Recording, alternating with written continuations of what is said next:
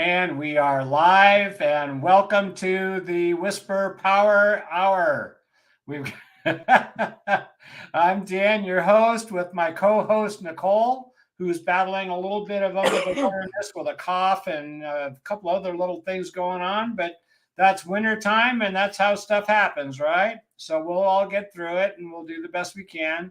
So she may be slurping water from time to time. She may be taking a moment's break with a cough, but we'll all get through it and life will be great. So welcome to all of you who are here live, and welcome to those of you who are joining us on the rebroadcast.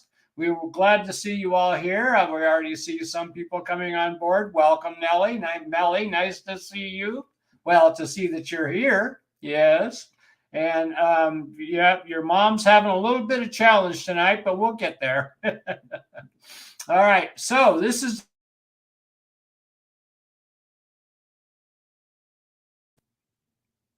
I'm seeing a little sign here that I don't understand, but that's okay.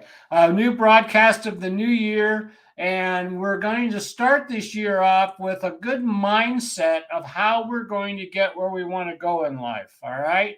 So I've got a little banner I'm going to show here. As soon as it pops up, oh, here we go. There we go. I'll get it. There we are. So entrepreneurship is living a few years of your life like most people won't, so that you can spend the rest of your life like most people can't. And yes, I see the typo there, and I'll fix that while we're talking. But that's a really powerful thing, because I was telling Kate about this today. Kate is my wife, for those of you that don't know. And I was sharing with her that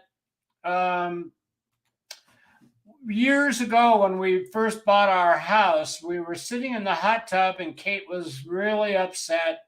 And she was asking, why is it so difficult to accept all the changes in life and creating the kind of life you want? And I said back then, this was what, 25 years ago, that it isn't easy. If it was, everybody would have done it already, right?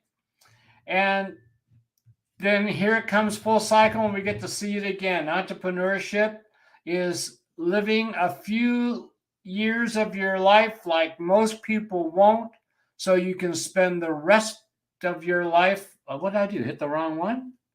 Oh. So you can spend the rest of your life like most people can't. I'm going to fix that. I thought I got it. We'll get it. There. Save. That's what I didn't do. I didn't save. All right. So what's that talking about? Look, entrepreneurship, we talk a lot on our course here about the fact that Walt Whitman's saying the huddled masses live in quiet desperation, right?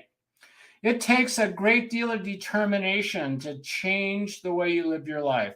Entrepreneurship is the hardest of all of that, because you're kind of like all alone out in the desert, right? Trying to navigate your way through the unknown. You have no idea what you know and what you don't know, and it isn't until you know you don't know it that you start to know it, which sounds kind of weird, I know, but that's true.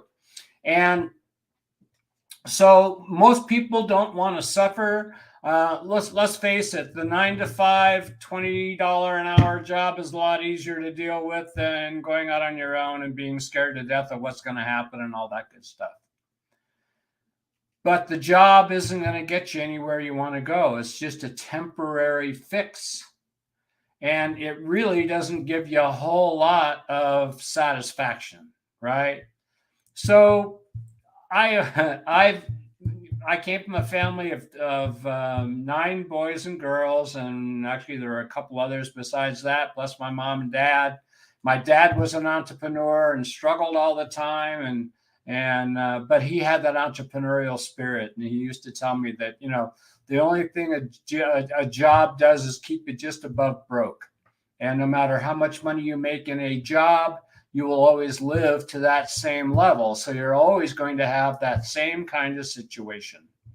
So my dad always encouraged me, and of my brothers and sisters, I was the only one that went the route of an entrepreneur. And yes, did I struggle? Absolutely. Did it take me a few years? Nope. Took me a lot longer than that. It's still taking me that time, right? But I don't give up because I really do believe in what I do. I believe in this work for helping people, and the and I'm not gonna stop, right? And I'm getting really close to a lot of really neat things, and I'm excited about it. And that's something else. There she is. She survived, huh? Got a cough drop. Ah, good for you. All right. So I was trying to move along there about the entrepreneurship and how valuable it is to do it, because it gives you a different life than you'll ever experience working the 9 to 5. And are you going to fail sometimes? Absolutely. I've failed a whole bunch of times. But at least I'm doing something that I believe in, and I'm doing something that gives my soul food, right? And there's nothing better than that. So if you have a desire to be an entrepreneur, just go for it. And yeah, you'll be scared sometimes. And I did a workshop with a guy named Bernie Dorman, who died during the COVID years, and he used to talk about the fact that entrepreneurs go to bed and sleep like a baby. They wake up every couple hours screaming at the top of their lungs. But at least they're working towards something, right? Rather than going to work and getting the paycheck, because you're exchanging your life for a few dollars. And Nick's still challenged there. That's all right. We'll get you, Nick, when you're ready. And yes, that is so true, Melinda. Absolutely. So this new year, I would like to encourage everybody to think of themselves as the CEO of their own life, because you are. It's your life. And I'm long in the tooth, as the old saying goes. I'm an old guy now, and I can tell you from personal experience that the years go by fast, and you'll be amazed at how quickly it goes. And one day you look back and go, gosh, I wish I had done da da da da da da, right? And again, most people quit before the miracle, and they're too scared to try. That's why I have such great respect for any entrepreneur that succeeds, right? And while I have a personal disdain for most big corporations, that's only because I think there's a balance in all things. And to whom those who much are given, much is expected. And unfortunately, because we all have that consciousness of more, no matter how much they make, they want more. And unfortunately, they forget about the people that actually helped them get to that point, right? So I have a dear friend who I get to have lunch with tomorrow, who talked about who walks the walk. He pays his people extremely well. They are all living a very comfortable life. And he said, Dan, they're making me live a comfortable life. Why shouldn't I make that? Why shouldn't I help them make a comfortable life too? And that's the right way to look at entrepreneurship. It's the right way to look at owning a business. So you are all the CEOs of your own life. And we can say, like I get upset about how things are going at where I work because it's just difficult. But I go there. So I can't complain because I make that decision, right? And I have to remind myself of that probably about 400 times a day. Your choice, you're here. And we all need to look at it that way. So, the power hour is about empowering ourselves, right? And there is always a way to get to where you want to go. And if you hold the belief long enough and strong enough, and develop that vision of where you want to go, and take some risks, take some chances, try something new, you'll be amazed at what happens. All right. And Nick, if you want to bow out tonight, I certainly understand. I know you're going through it, right? As soon as we went live. Sorry, guys. All right. So that's all right, honey. All right. Well, we'll see how it goes tonight. So does anybody have any comments about what they would like to do or what they would like to be this next year that might be different than what you've done so far? Or what is it that you are continuing towards to realize the life that you want to live? Or are you already living that life? Always looking for comments. Anybody's got anything to share? That would be great. And who is, I plan to start up a podcast. Oh, awesome. So tell us, Melinda, what is your podcast going to be about?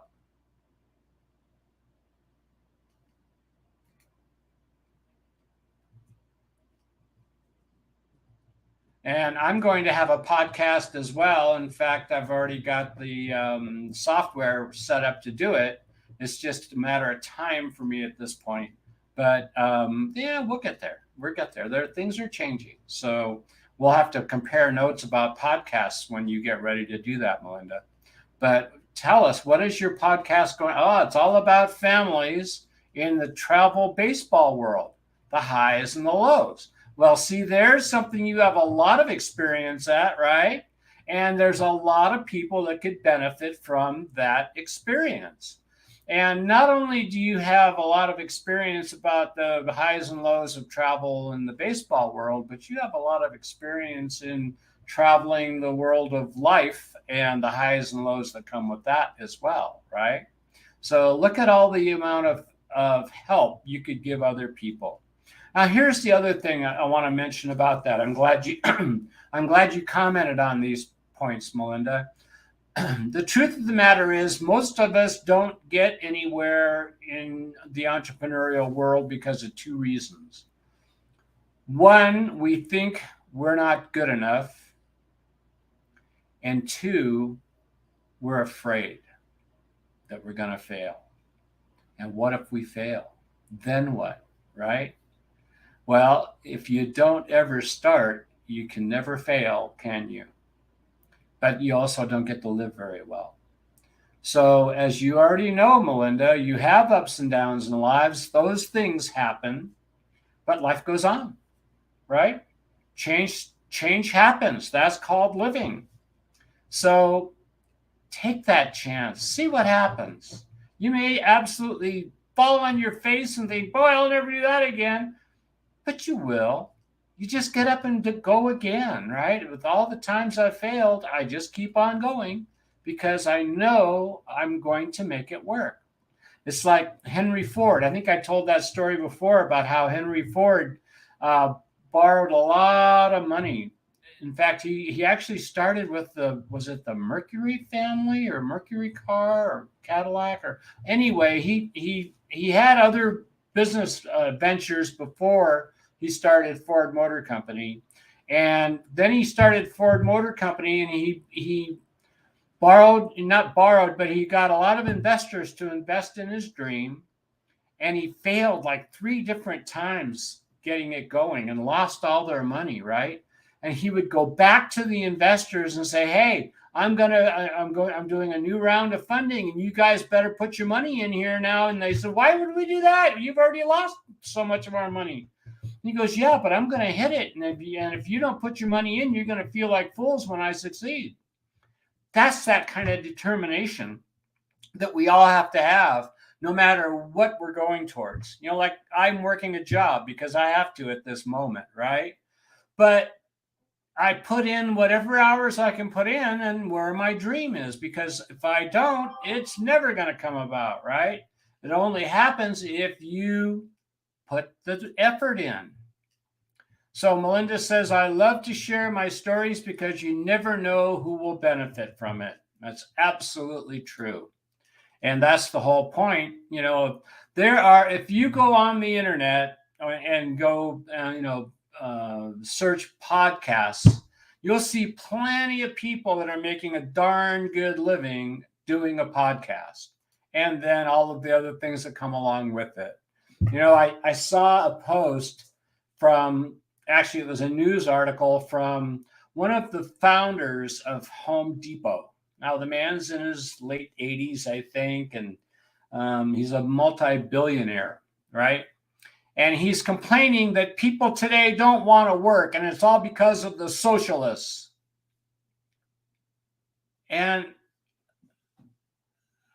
it was like, wow, you really are out of touch, sir. You pay your people minimum wages, and their working hours aren't even guaranteed to them.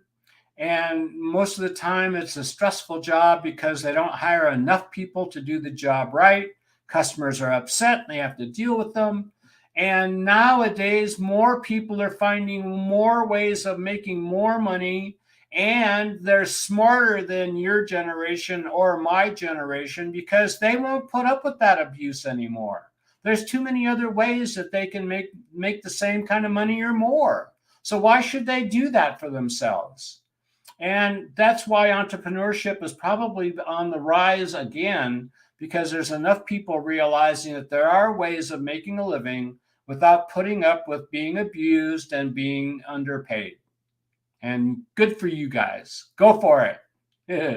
Yes, I love to share my stories because you never know who will benefit from it.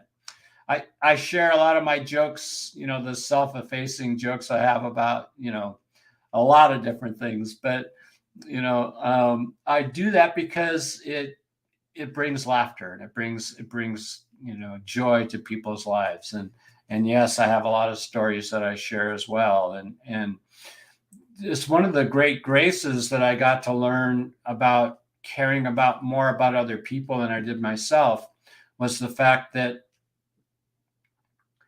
you get to have much more of a rich life that way. So I lost my train of thought, but I've got another one here from Melinda.